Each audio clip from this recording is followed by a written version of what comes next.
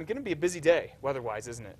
Yeah, out east, we're going to be keeping a very close eye on things there where we could get some severe weather. You know, we've had the potential the past couple of days, and we've had some storm reports, some hail, and even reports of some damaging wind out toward the Texas border. From some of the storms that have popped up today, there's going to be an even bigger threat for severe weather. So we'll keep a close eye on it. It's going to be for the entire east, too, not just the southeast for this afternoon, with damaging wind and perhaps even some hail. Those are the main threats. There's this possibility of a tornado, but conditions are really more conducive to the damaging wind and hail. And remember, with those winds, when you get those downbursts, when you have that drier air coming into the moisture that's in place across the east, it can really rush down, and that can reach wind speeds greater than some of the smaller tornadoes. It'd be just as damaging too, right? It's Ponytail type of day, basically. Right. So this morning, no worries. I mean, we're not going to have any severe weather this morning. It's not going to be until well after the lunch hour that we'll have to watch for that out east. In Albuquerque, a beautiful start. We have some clouds around this morning. Gorgeous looking sunrise out there right now. And as we head through the day, we'll see a little more sunshine than what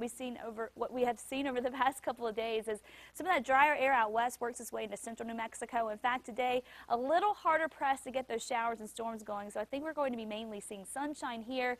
Then you get east of Albuquerque, and this whole eastern section is where we're going to be watching for that severe weather to develop. And you can see some showers out there right now. Again, light rain, not dealing with any wind, so nothing severe for you over in the southeast this morning. But that's going to continue to kind of get itself together and move into Texas as we head through the rest of the morning. And then more moisture moving on in.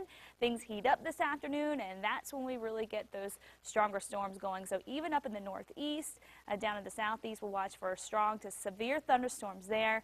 Across the west, a little drier for you with partly cloudy skies, and temperatures again well above average for today. Winds start to pick up today across western and central New Mexico. Really not looking at damaging wind today, but it is going to be windy enough for high fire danger. There is a small chance for some damaging wind out across the western high terrain, and the wind sticks around. More wind in the forecast Thursday, Friday, even into Saturday, and cooler temperatures are going to be moving in too. Your day planner for Albuquerque, the first half of the day not too bad with the wind.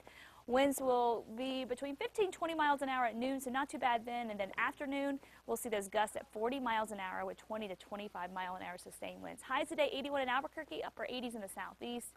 We'll top out in the low to mid 70s across the north. It will be another very warm one. Okay, if you're anything like these two ladies and you hit the snooze button because you hate to wake up in the morning, then you got to check out the snoozer's worst nightmare alarm clock. Listen to this thing. Yeah. I heard it. It's pretty annoying, and it's called the Ramos-Nixie alarm clock. So once it goes off, you literally have to get out of bed, find a circuit box in another room, punch in a code, and then the ringing will finally stop. Yeah, there's no going back to sleep after you do that, No. That's for sure. Basically, there is no snooze button here, and if you try to outsmart it by unplugging it, a battery kicks in. What about if you just take the battery out? Good point. But still, Good by the point. time you But get to still, all that, you know, you're up, you got to get up and get going. You're not going back to sleep. So a 25-year-old guy came up with this idea after he says he had problems getting out of bed. Take a listen. So I wanted to make something that would essentially force me to get out of bed when I wanted to get out of bed the night before. And I was thinking about ways of doing it, and I thought about how in high school I had the perfect solution to this, which was my mother. Yeah, we all remember those days. So here's another wake-up call for you. These things cost about $350 to own this. Did you say before, Kristen, your dad would just like throw ice cubes on you? No, he would either ring the pots and the pans, and if That's it was just bad as enough, bad.